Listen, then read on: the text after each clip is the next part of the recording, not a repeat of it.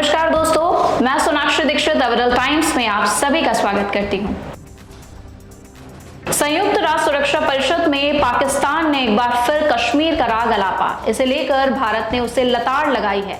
भारत ने कहा कि बच्चों के खिलाफ गंभीर अपराधों से ध्यान भटकाने का यह पाकिस्तान का आदतन प्रयास है। भारत ने T20 वर्ल्ड कप के दूसरे सेमीफाइनल में इंग्लैंड को 68 रन से हरा दिया है। इसी के साथ टीम इंडिया ने फाइनल में प्रवेश पा लिया है और अब उसका सामना खिताबी भिड़ंत में कल दक्षिण अफ्रीका से होगा। दिल्ली के इंदिरा गांधी इंटरनेशनल एयरपोर्ट पर आज सुबह बड़ा हादसा हो गया है। एयरपोर्ट के टर्मिनल 1 की छत का एक हिस्सा गिर गया, जिसकी चपेट में आकर कई कारें दब गई। हादसे में 6 लोग घायल हो गए हैं। दक्षिण पश्चिमी मानसून बिहार के रास्ते पूर्वी छोर से भी उत्तर प्रदेश में दाखिल हो गया है। अगले 2 दिनों में लखनऊ समेत पूर्वी यूपी के अधिकांश हिस्सों और पश्चिमी यूपी के कुछ और इलाकों में मानसून के सक्रिय होने के पूरे आसार बन गए हैं। देश की दूरसंचार कंपनी जियो 3 जुलाई से मोबाइल रिचार्ज की दरों में 12 से 25% की वृद्धि करेगी। जियो लगभग 2.5 साल के अंतराल के बाद मोबाइल सेवा दरों में पहली बार बढ़ोतरी करने जा रही है। अरबपतियों की लिस्ट में आज भी उथल-पुथल नजर आ रहे हैं। जेफ बेजोस एक बार फिर दुनिया के सबसे अमीर व्यक्ति हो गए हैं। उन्होंने एलन मस्क को पछाड़कर पहला स्थान हासिल किया है। वहीं रिलायंस के चेयरमैन मुकेश अंबानी या अडानी ग्रुप के मालिक गौतम अडानी को काफी पीछे छोड़ 11वें स्थान पर पहुंच गए हैं।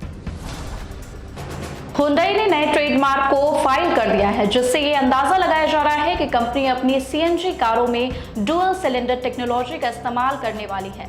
हाल ही में हुंडई ने 3 मॉडल्स के लिए फैक्ट्री फिटेड सीएनजी किट को प्रोवाइड कराया है। हुंडई के इन 3 मॉडल्स में एक्स्टर, ऑरा और ग्रैंड आइटन नियोस का नाम शामिल है। कल की 2898 रेडियो के सिनेमाघरों में आते ही सोशल मीडिया पर यूजर्स ने फिल्म की तारीफों के पुल बांधने शुरू कर दिए हैं। फिल्म के हीरो प्रभास से ज्यादा अमिताभ बच्चन लग रहे हैं। 81 साल की उम्र में भी उन्होंने कमाल का काम किया है। बॉलीवुड इंडस्ट्री की फेमस अभिनेत्री मलाइका अरोड़ा इन दिनों अपनी ब्रेकअप की खबरों को लेकर सुर्खियों में बनी हुई हैं। कहा जा रहा है कि मलाइका और अर्जुन कपूर का ब्रेकअप हो गया है। इसी बीच मलाइका अरोड़ा को स्पॉट किया गया। हालांकि इस दौरान मलाइका अरोड़ा पैपराजी को इग्नोर करती हुई नजर आई हैं।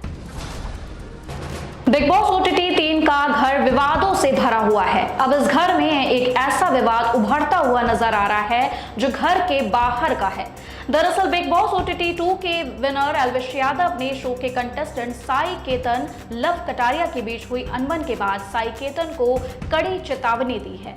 एल्विश ने बिग बॉस कंटेस्टेंट को धमकाते हुए यह भी कहा है कि भले ही वह शो के अंदर कुछ नहीं कर पाए, लेकिन वह उन्हें देख लेंगे। उत्तर प्रदेश में पेपर लीक मामले ने तूल पकड़ लिया है। पेपर लीक मामले को लेकर लगातार पक्ष और विपक्ष के बीच में जुबानी घमासान दिखाई दे रहा है। पेपर लीक विवाद पर सुभासपा अध्यक्ष OP राजभर भी घिरते हुए दिखाई दे रहे हैं। यूपी से सुभासपा विधायक बेदीराम का पेपर लीक मामलों में 24 साल से नाम सामने आ रहा है। उनके खिलाफ यूपी ही नहीं, मध्य प्रदेश और राजस्थान में भी मुकदमे दर्ज हैं। समाजवादी पार्टी के अध्यक्ष अखिलेश यादव ने हाल ही में अपने सोशल मीडिया अकाउंट X पर एक पोस्ट किया है, जिसमें उन्होंने विधायक बेदीराम की गिरफ्तारी की मांग की है। सुप्रीम कोर्ट ने बिहार के सरकारी स्कूलों में पढ़ने वाले नियोजित शिक्षकों के लिए कहा है कि सरकार के नियमों के अनुसार नियोजित शिक्षकों की सक्षमता परीक्षा देनी होगी। यदि वे नियमों के अनुसार नहीं चलते हैं तो उन्हें नौकरी छोड़ देना चाहिए। शनिवार से शुरू हो रही अमरनाथ यात्रा का सफर पहले की तुलना में इस वर्ष आसान होगा। श्रद्धालुओं को बाबा बर्फानी तक पहुंचने के लिए पतली पतली पगडंडियों और खड़ी चढ़ाई से राहत मिलेगी। बाल्टन मार्ग को 15 फीट चौड़ा किया गया है। इसके साथ ही काली माता मार्ग को बेहतर कर वाहनों के आवाजाही के लिए तैयार किया गया है। दिल्ली वालों को काफी अरसे से बारिश का इंतजार हुआ था, लेकिन सुबह झमाझम बारिश हुई तो मुसीबतों की चर्चा शुरू हो गई।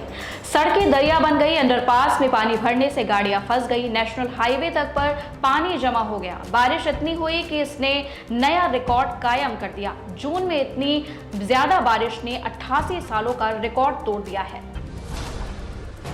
इसी तरह फटाफट खबरें देखने के लिए अविरल टाइम्स से जुड़े रहें। धन्यवाद।